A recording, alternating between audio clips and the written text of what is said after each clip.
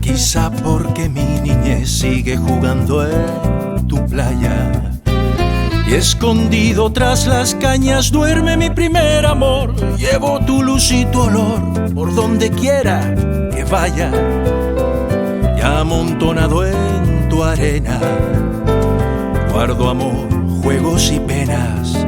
Yo que en la piel tengo el sabor amargo del llanto eterno, que han vertido en ti 100 pueblos de Algeciras a Estambul para que pintes de azul tus largas noches de invierno.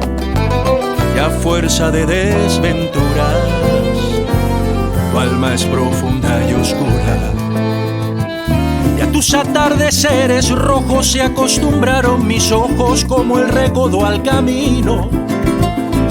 Soy cantor, soy embustero, me gusta el juego y el vino, tengo alma de marinero.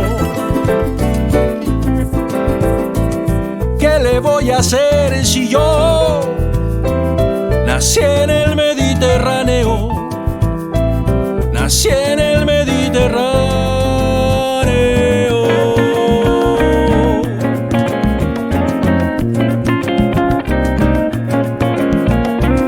Y te acercas y te vas después de besar mi aldea. Jugando con la marea te vas pensando en volver. Eres como una mujer perfumadita de brea, que se añora y que se quiere, que se conoce y se teme. Ay, si un día para mi mal viene a buscarme la barca, empujada al mar mi barca con un levante otoñal, y dejad que el temporal desguace sus alas blancas.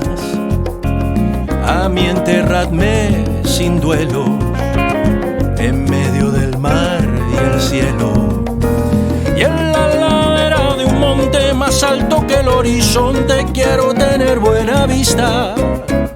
Mi cuerpo será camino, le daré verde a los pinos y amarillo a la genista.